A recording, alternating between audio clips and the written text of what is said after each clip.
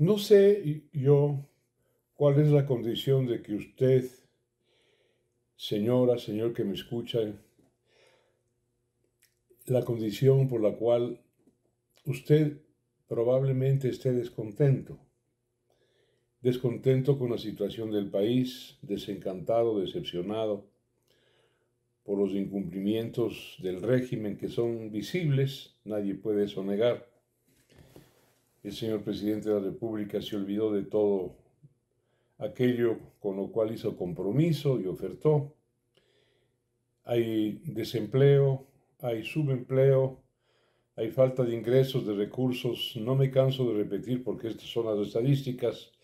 6 millones de ecuatorianos, es decir, el 30% de los ecuatorianos, 3 de cada 10, 6 millones, viven ellos y sus familias con menos de $2 al día.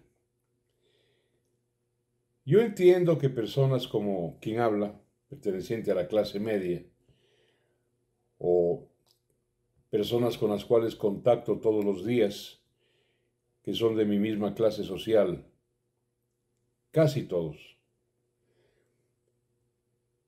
tal vez no están conscientes de lo que significa desayunar, almorzar, cenar, estoy exagerando, con menos de $2 al día.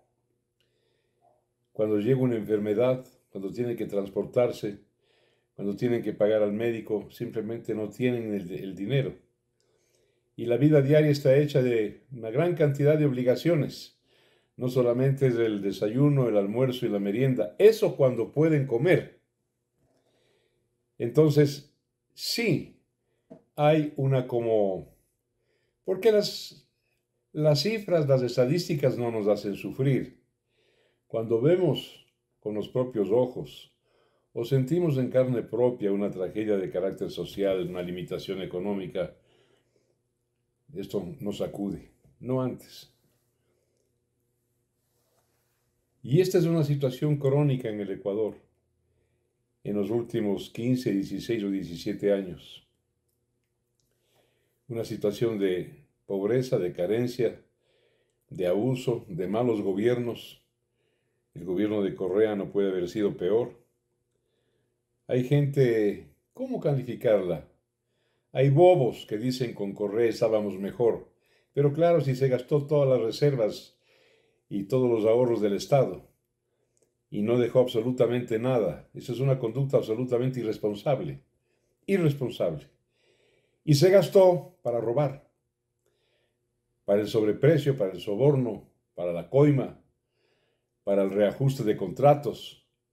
70.000 millones de dólares se llevaron los socialistas del siglo XXI al bolsillo.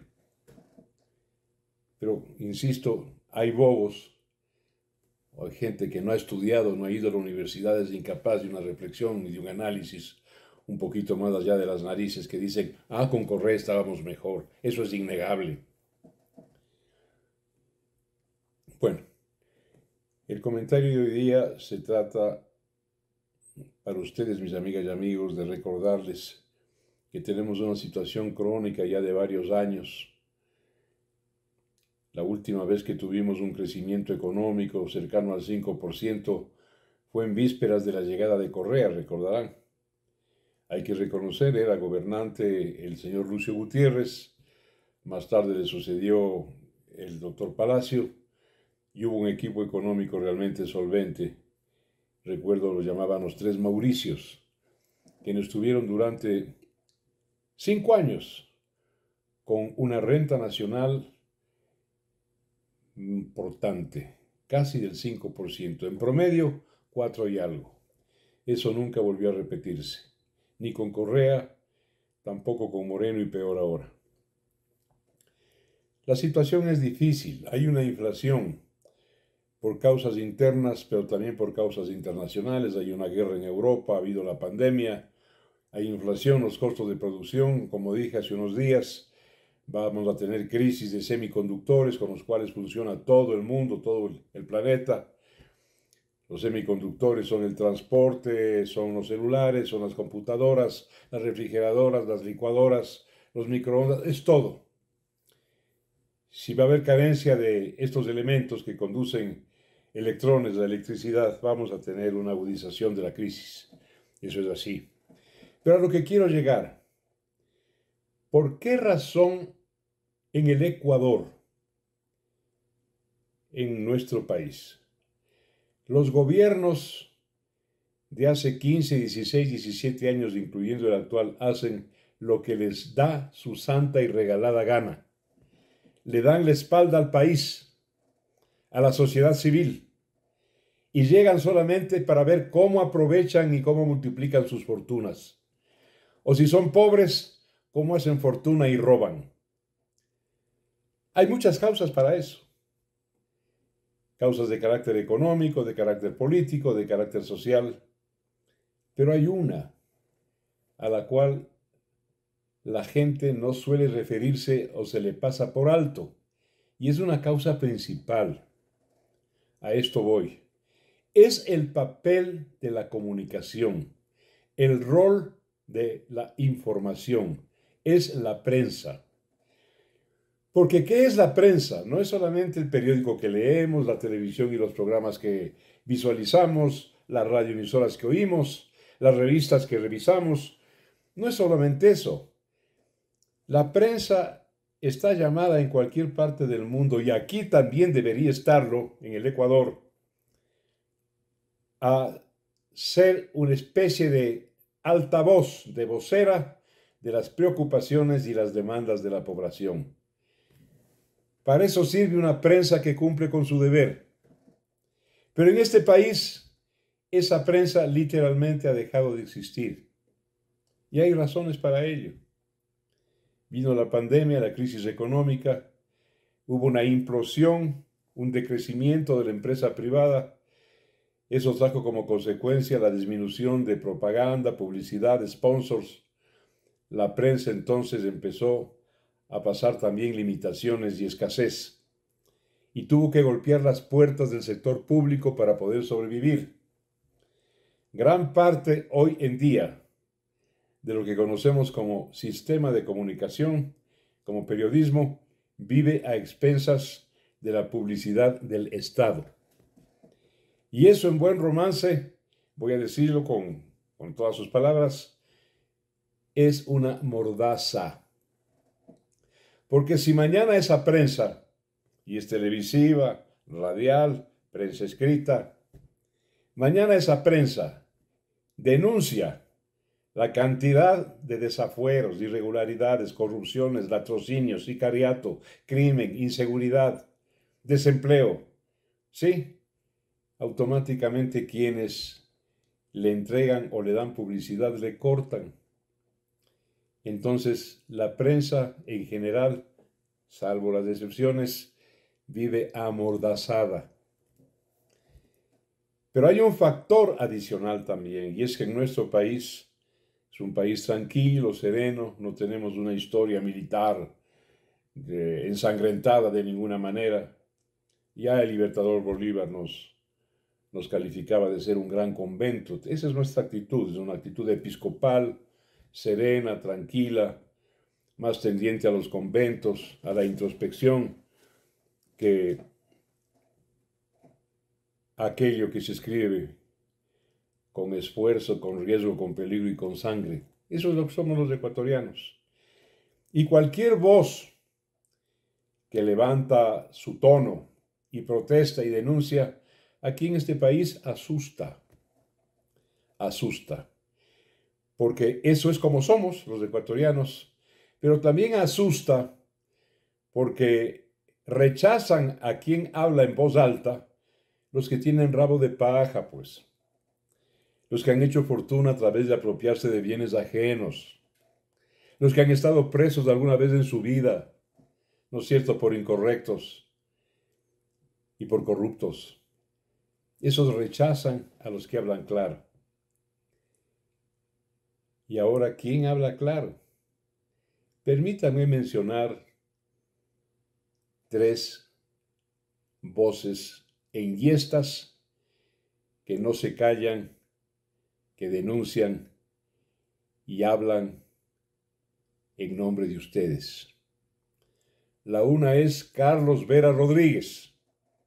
Me van a disculpar. Hay gente que lo quiere, gente que no, como en todo. Pero Carlos Vera ha tenido varios problemas con medios de comunicación donde él ha trabajado justamente por la entereza de su denuncia. Y esto parece que no cae muy bien que digamos. Carlos tiene detractores.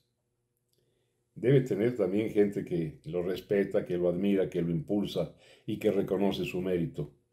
Porque es un hombre adicionalmente que no ha robado, vive al día. Cuando no trabaja, Carlos Vera no come. Podría haber sido millonario, como otros colegas de él, que han hecho de la comunicación y de la prensa cuchara. Él se mantiene al margen de eso. Vive al día. Voy a mencionar otro. Debe haber algunos, pero no tengo tiempo sino para mencionar a tres. El segundo es el señor Anderson Boscán de la Posta. Este es un joven ecuatoriano. Su padre o su madre, tengo entendido, son venezolanos. Pero este es un hombre que habla claro, que no tiene miedo, que se las juega y corre peligros, lo amenazan. Y también es un hombre con las manos limpias. Tiene en este país, país de la serenidad, país conventual, país episcopal, tiene también detractores Anderson Boscán. Debe tener gente que lo reconoce, que lo admira y lo respeta. Uno de ellos es quien habla, sin ninguna duda.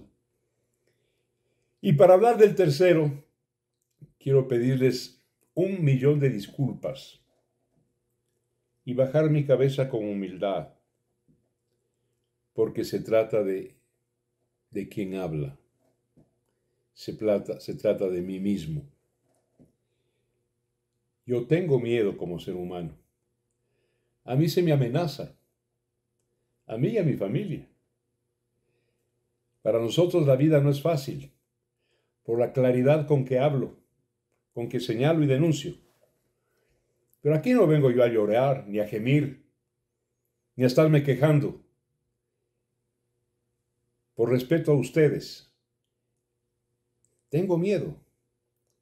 Pero a mí el miedo nunca me ha arrugado, nunca me ha achurruscado. He podido controlarlo y dominarlo. Debe haber otras personas, otros comunicadores, otros periodistas en este mismo rango, pero no somos mayoría. Somos unos pocos. Somos unos pocos. A veces nos tachan, estoy hablando de Carlos Vera, de Boscán, de Dotti, de despiadados. ¿Y qué quieren que seamos? ¿Una perita en dulce, un terciopelo? ¿Sí? ¿Una caricia? ¿Un adulo? Frente a tanta irregularidad, tanta corrupción, que hace daño al pueblo, un pueblo pobre que se muere del hambre. Nuestra voz tiene que ser fuerte, y de hecho lo es. Algunos dicen despiadado, ¿no es cierto? Falto de corazón, falto de afecto. Si hubiera más de estos que acabo de mencionar y a los cuales pertenezco, al país no le iría tan mal, al país le iría mejor, porque tendría una prensa que habla en nombre de ustedes, de sus demandas, de sus frustraciones, de sus desencantos, de los abusos que cometen con ustedes. Así que este es el tema de hoy día, mis amigas y amigos. Dígame, las comparaciones son siempre fastidiosas. En Gran Bretaña, en Inglaterra, su prensa, su sistema de periódicos de televisión y radio acaban de denunciar con entereza a la primera ministra Elizabeth Truss, T-R-U-S-S, Truss, Liz Truss, por una equivocación que ha cometido ella respecto del tema fiscal y tema tributario. La prensa la denunció. La prensa británica, la prensa inglesa, la prensa londinense, la prensa escocesa, la galesa, la irlandesa del norte. La han denunciado y hoy está sujeta a un impeachment, a una destitución por parte del Parlamento. Ese es el papel de la prensa y el papel de la sociedad. La prensa tiene que hablar, tiene que denunciar y señalar en nombre de ustedes. Y la sociedad civil hace mal en dejarse victimar por el miedo. Muchas gracias por permitirme esto hoy día. Un abrazo para todos. Hasta mañana.